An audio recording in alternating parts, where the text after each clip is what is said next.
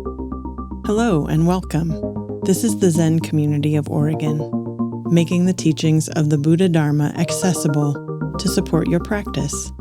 New episodes air every week.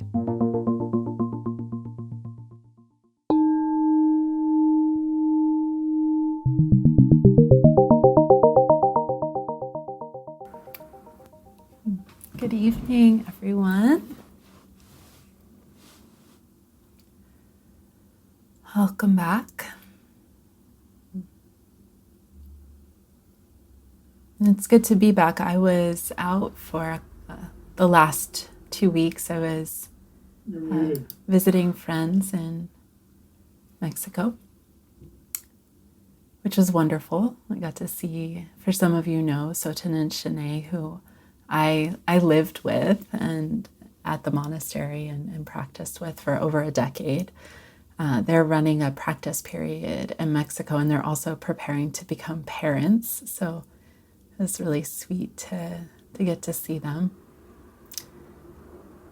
Yeah, and also I got the flu. I had a minor concussion while I was there, so I got to practice with a certain level of intensity and discomfort, which is really amazing. I feel like it's really amazing to practice in more extreme states. And the place where they are in Mexico is a bit extreme. They're in this high desert, 6,000 feet, and they're mostly practicing outside. So extreme winds, extreme heat in the afternoon, and define extreme.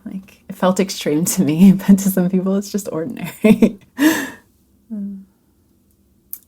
So it's spring. Happy spring. It's Aries season astrologically. It's Lent in the Christian tradition. And perhaps there's a lot in your life or in the world that's happening right now that we or you would rather not be happening. Which isn't that always the case? There are things happening that we'd rather not be happening. And that's what the Buddha called suffering, when we're misaligned with what's actually happening. But in that spirit, I'd like to offer a koan from the Hidden Lamp. So this is a collection of koans from the women ancestors. And this one is called Ryonen Scars Her Face. And it's 17th century Japan. As a young woman, Ryonen Genso was an attendant to the empress.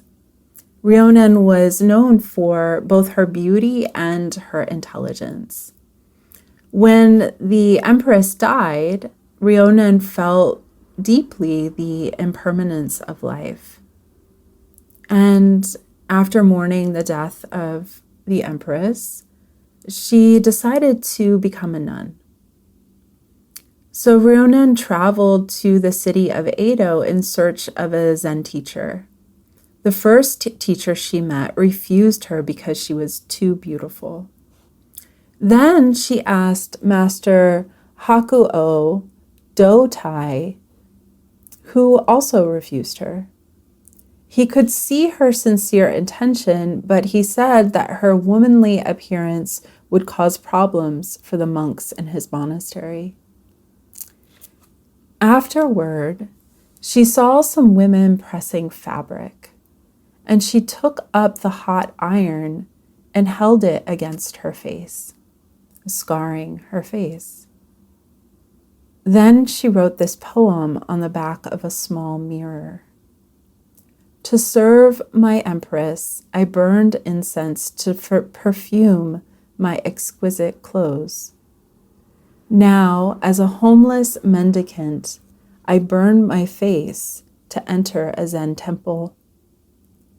The 4 seasons flow naturally like this. Who is this now in the midst of these changes? Who is this now in the midst of these changes? She returned to Hakuo and gave him the poem. Hakuo immediately accepted her as his disciple. And then she became abbess of his temple, so trained and became a teacher. And when he died, she later founded her own temple. Before her death, she wrote the following poem. This is the 66th autumn I have seen. The moon still lights my face. Don't ask me about the meaning of Zen teachings. Just listen to what the pines and cedars say on a windless night. Don't ask me about the meaning of the Zen teachings. Just listen to what the pines and cedars say on a windless night.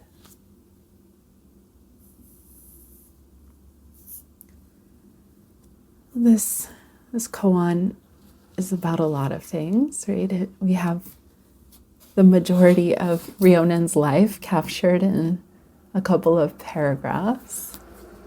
You could say this poem is a poem about injustice, or about sacrifice, or standards of beauty, or vow, or impermanence, or what is always true, right? Ryonen points to that twice in both of her poems. And I love koans that are like this, and maybe all koans are like this. I was thinking about that the other day. Like, often when I read a koan, I feel like, oh yeah, this is exactly the koan that I needed to read. It like meets me in this moment. But probably if I read it to all of you, you would also be like, no, that meets me in exactly my life. Because koans are like that. They point to, like poems, they point to the transcendent, so what is always true.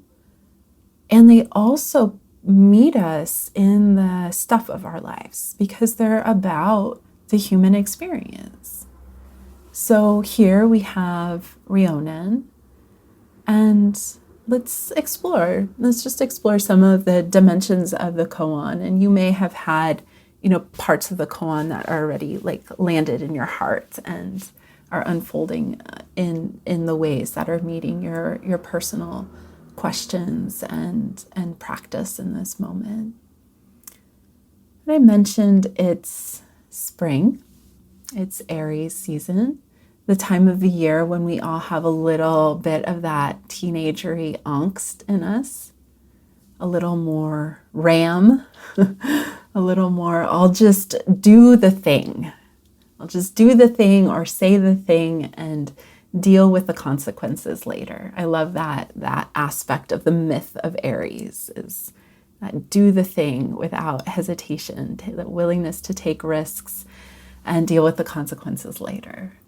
And there's an element of that kind of fire, of that kind of initiating energy in this koan, for sure. It reminds me of my early years of practice, of Zen practice. And sometimes we, in our lives, make sacrifices without really thinking about what we're giving up. Maybe we don't even really think of it as a sacrifice in the moment. I think we especially tend to do this when we're young, hence the like teenagery, angsty energy. I'm just going to do the thing. I'll deal with the consequences later. Meanwhile, your parents are rolling their eyes. In my life, so I was 24 when I decided to go to the monastery, and I dropped out of grad school. And I wasn't thinking about retirement or meeting my professional goals or financial stability.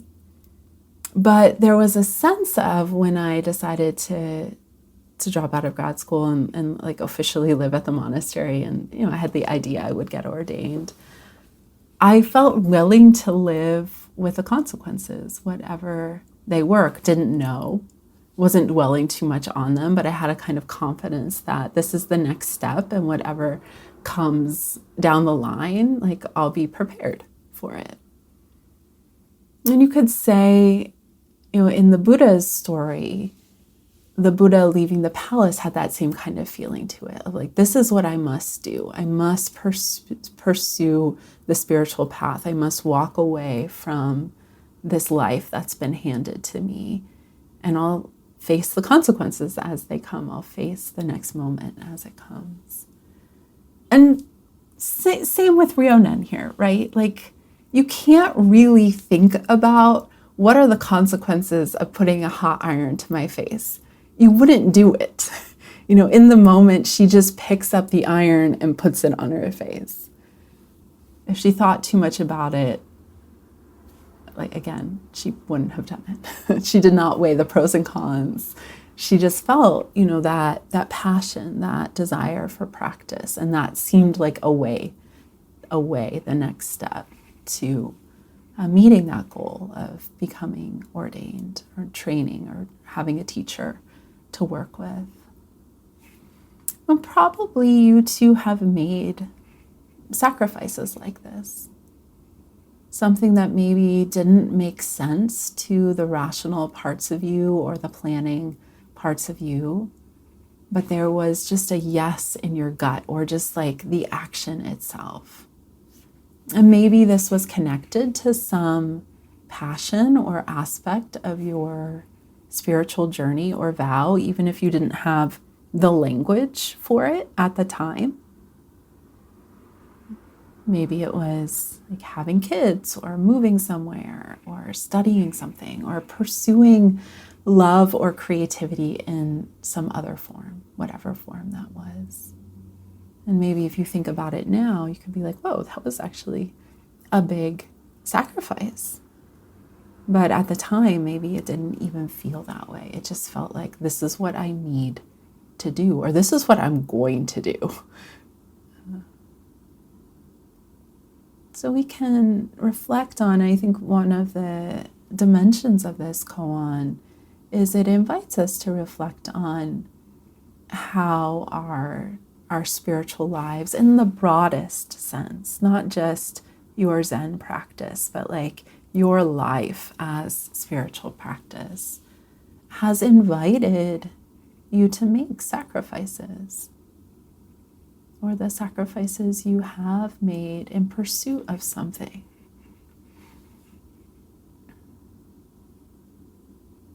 And maybe it didn't, work out the way the one who made those sacrifices thought it would. Usually it doesn't. But there is something in you also, I imagine, that was willing to meet whatever did come from that decision, or you did, and you're living it now in some way. Well, that's one aspect, and that's more the Aries aspect of spiritual life. Sometimes we just take a risk. We just jump in. We do that in little ways all the time. Plunge into a practice or a teaching or a community or a retreat without asking too many questions. And, then we find ourselves kind of on the other side, initiated in some way or changed in some way.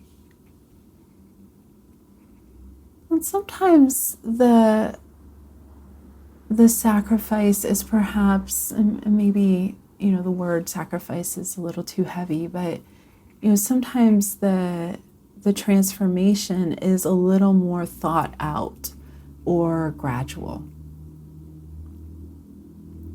I've been studying the myth of Inanna, who is the Sumerian goddess who represents the same qualities that Venus does. So qualities of love, pleasure, beauty, justice, peace. And in the myth of Inanna, Inanna rules the upper world. And her sister, Eskragel, she rules the underworld. And at some point, Inanna hears the call of the underworld and decides that she's going to visit her sister. And there's this like element of it in the myth where she gets all suited up. She puts on like these 7 protective garments and that like portray her sacred royalty and also have this protective function. And she gets to the gate of the underworld all like dressed up and, somewhat like warrior kind of garments. And she meets the gatekeeper and they inform her that she's going to have to pass through the 7 gates. There are 7 gates to get to the underworld. And at each of the gates, she's asked to give up another layer of protective gear, all the things that she had put on that were going to like carry her safely to the underworld. Or maybe they did. But then they get to this gate and like, okay, now your crown has to go. Okay, now your armor has to go. Now your dress has to go. Until she gets to the underworld completely naked. And that analogy is just such a ripe analogy about spiritual practice. We get all dressed up in our practices or in our Zen gear or whatever it is, in our books, in our understanding, and what we think we're doing or why we think we're doing this. And like one by one, like, oh wait, like this koan isn't it. It's not gonna save me. Oh, this practice isn't it. Oh, like the Samue that I thought was so important, or the Zafu, like it isn't it. Or whatever it is.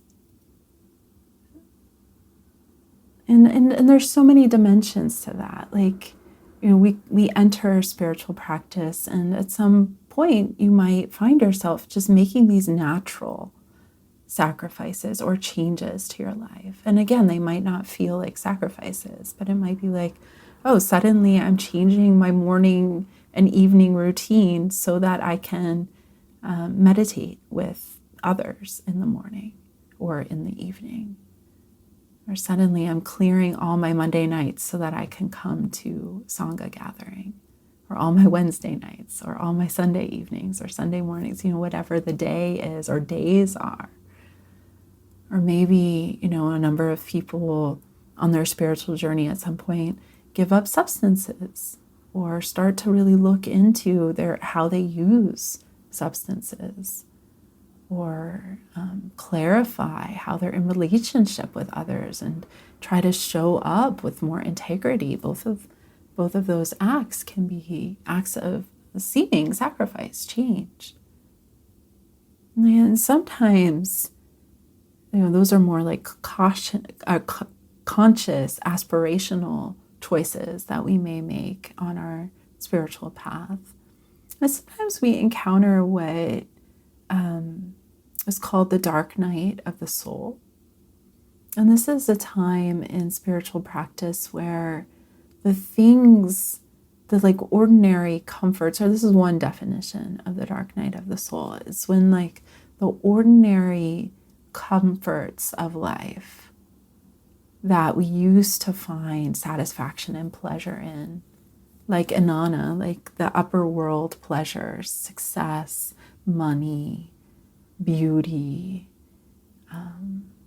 certain substances, like, whatever it is, like they just don't hit the spot anymore.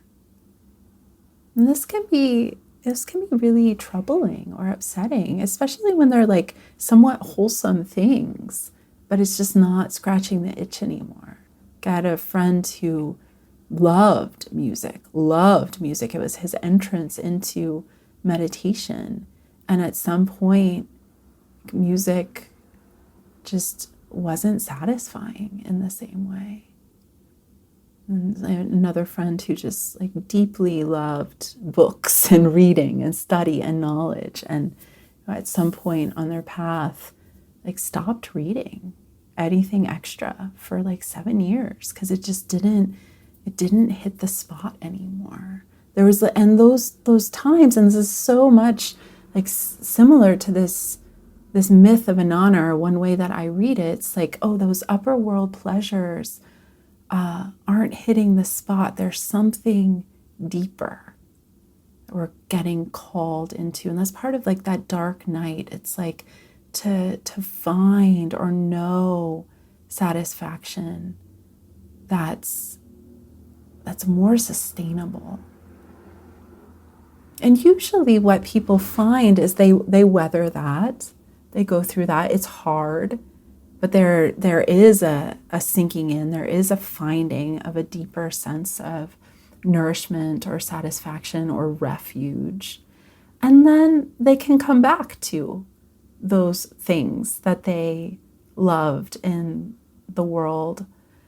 And they're not like as graspy around them, but they're even more satisfying. They're even more enjoyable in a way, because they're coming from a deeper refuge. They're knowing like our capacity can expand in those moments when it feels like things are being taken away. And during the times that things are being taken away, like there might be a little bit of like hope of, oh, maybe it will come back and it will be even better. But that's not satisfying either. It's just like we kind of just have to go through it. And really like it's, it's a soul. It's a soul quest. Like Inanna going into the underworld, it's like we're finding that deeper refuge. And for each of us, it will look different. And some people don't really go through a dark night of the soul in the same way. It doesn't mean your practice isn't deep. It's just certain people's karmic journeys require different kinds of renunciation and sacrifice in ways. And then even, another element of sacrifice, sometimes even the elements of practice are what we're asked to sacrifice or to let go of in order to live into a deeper service of our vows.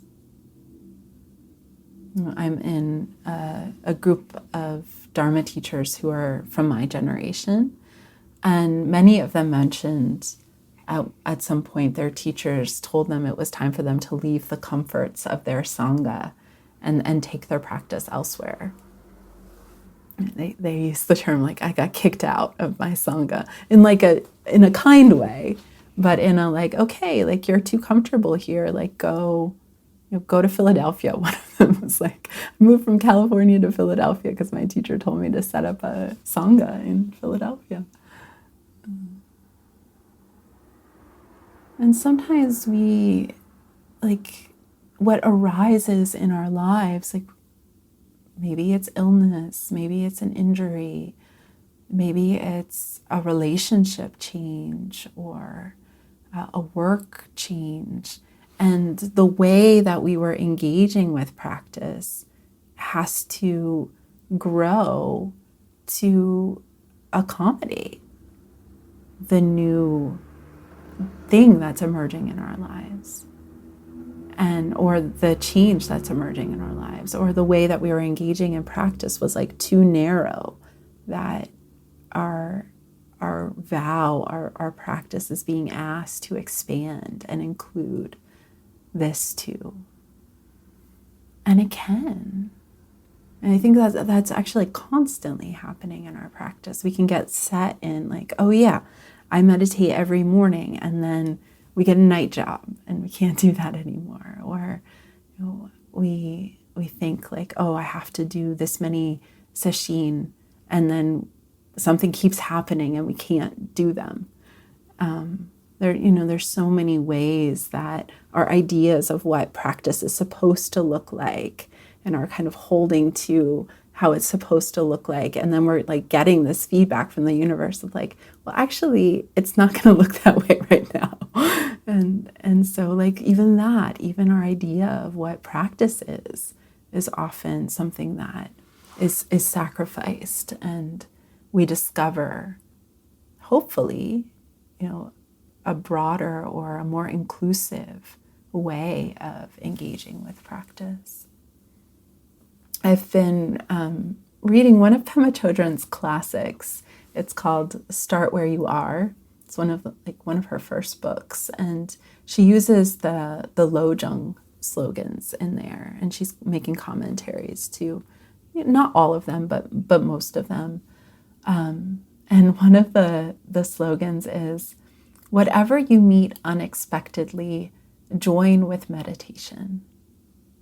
Whatever you meet unexpectedly, join with meditation. I feel like that's a beautiful invitation when we think, oh, practice is supposed to be looking this way, and this is just getting in my way of my practice. Can you join? Can you join your practice with whatever that thing is that seems to be getting in the way? She talks about, the example she gives is somebody comes in to interview with her, and they're like, I just really wish I could practice, but my life just keeps getting in the way. And she says, no. Like, you have too limited a view of what practice is. Practice is really, and I think this is, this is a stage in practice, you could say, is really discovering for ourselves that practice doesn't have to be just this thing that we do at some time in our day or in our week or in our lives, but actually, like, practice can be the thing that we're moving from. Like, practice is really able to meet every situation of our lives. That's its intention. That's why there are 10,000 Dharma gates or 10,000 practices. It's like, we really can be practicing in any moment, because practicing is really about our intention. Our intention to be awake to what's happening right now. Our intention to embody kindness in anything, everything we do. She says, join with meditation, but really it's join with your awareness. Offer whatever is happening to the altar of presence, or the altar of loving kindness, or the altar of space. Ryonen scars her face so that she can practice with her teacher. In that moment, she's probably not even thinking about this, but she gives up certain standards of beauty. And this is the same teaching that Inanna is receiving by going to the underworld, a similar teaching of Lent, for those of you who are familiar with that practice in the Christian Catholic traditions. A similar teaching of Zazen. Or actually, Venus is retrograde right now. That's part of why I've been studying the myth of Inanna. It's a similar thing. Like, there's a sense when a planet goes retrograde, astrologically speaking, that like the gifts that planet holds go a little underground.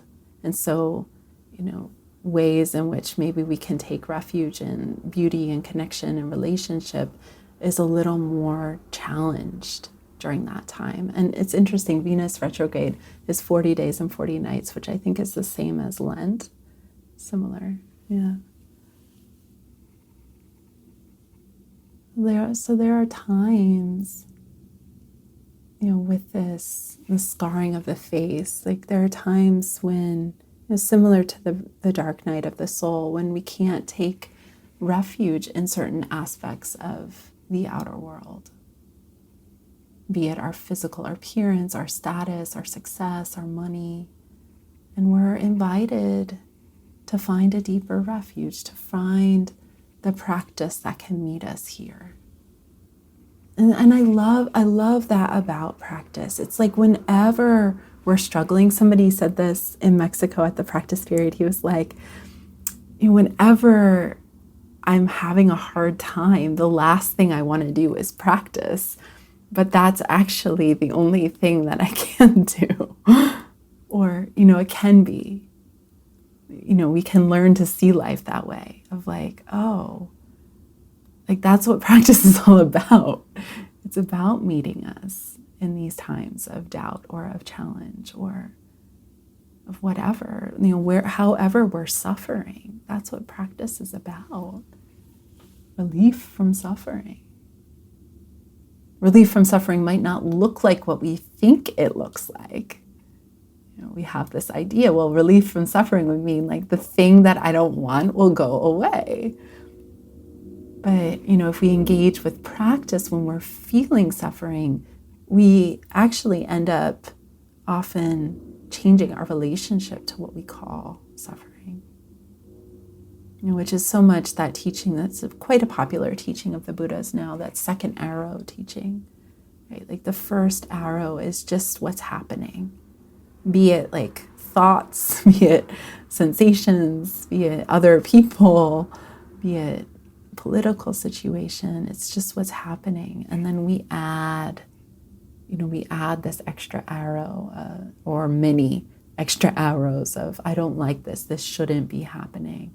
I'm going to get rid of it. I'm going to fight with it. And that's how the karmic side of our suffering starts to spin, or we can feel really tangled up. And so practice is helping us just be with the reality of what's happening, whatever it is. And through that being with, things change. Nothing is fixed. So our relationship to it can change. We can find more space around it. We can find kindness for it. Yeah. I noticed when I was sick, like the last thing I wanted to do was like love my sickness. I'm like, oh, there must be a reason I'm sick. There must be a teaching. It's so intellectual. It's like, actually the teaching is feel your body right now. Just be with this.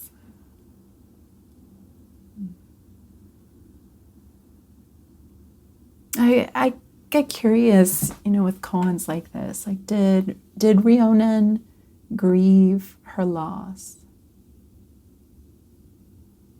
When we make sacrifices, or we consider making a sacrifice or making a change in our lives, I think oftentimes we fear that we'll feel regret.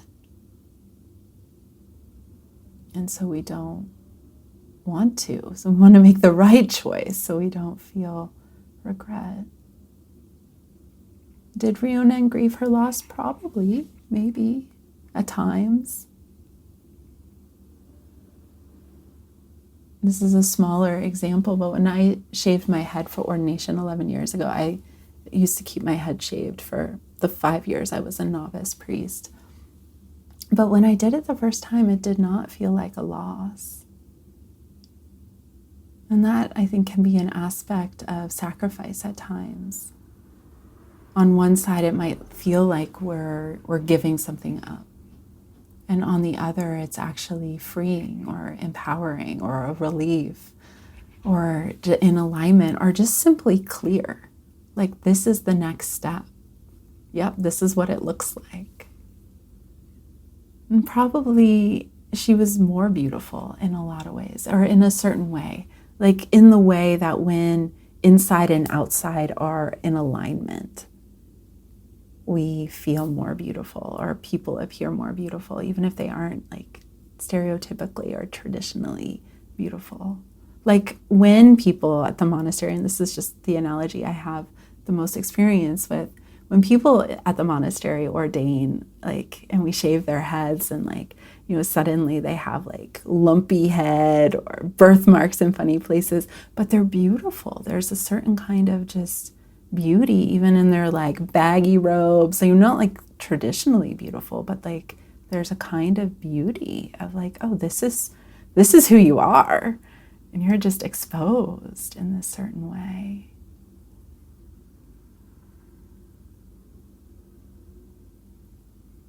So this teaching, this koan, is also an invitation to embrace the karma of our life, like whatever it is, whatever decisions we have made and whatever consequences we're living in. Can we see all of this as our spiritual path? Can we see all of this as the robe of liberation that we wear? It's like, the robe, and the rakusu is like a miniature version of it.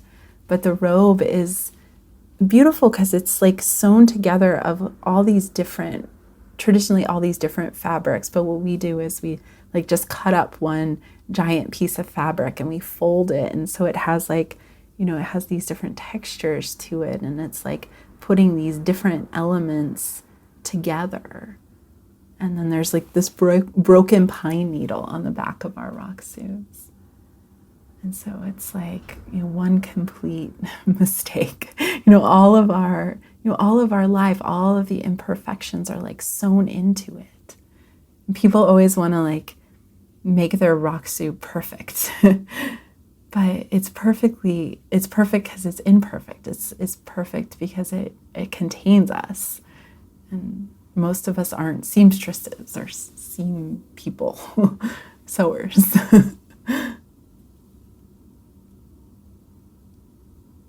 Yeah.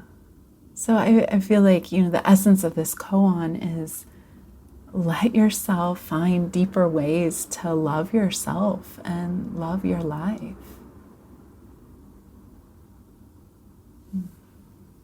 This is what Inanna discovers in the underworld, is a deeper embrace of all that she is, that she's not separate from the goddess of the underworld. They are one.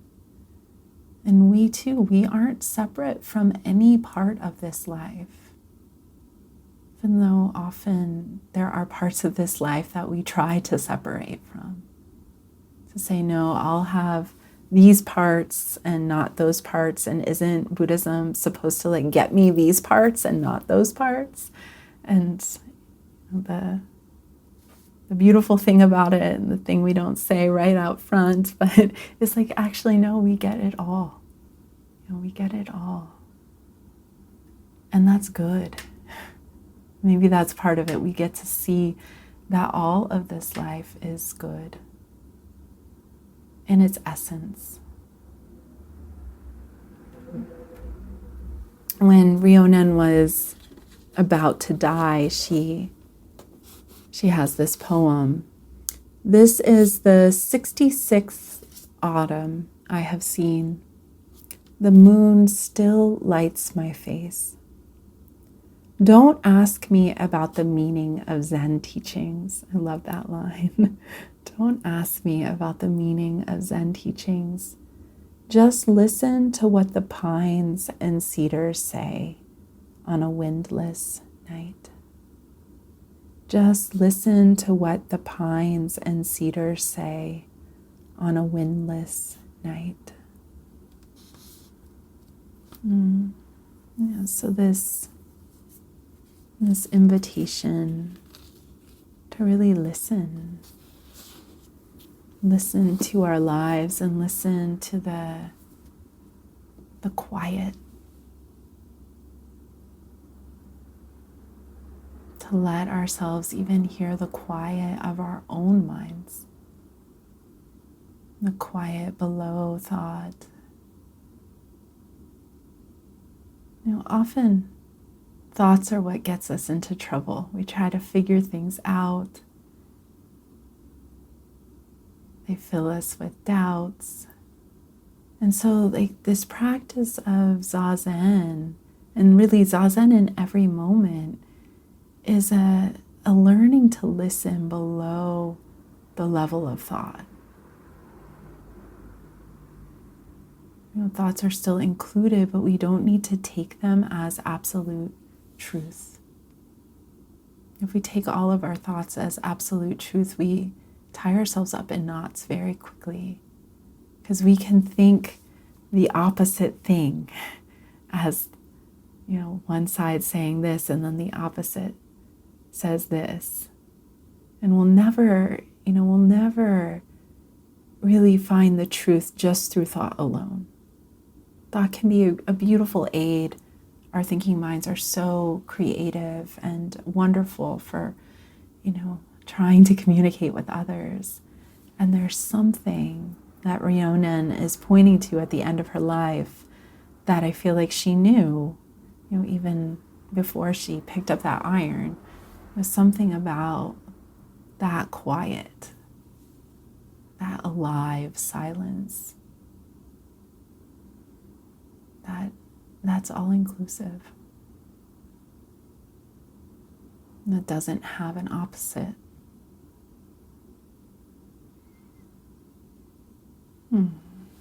I'll end there. Thank you.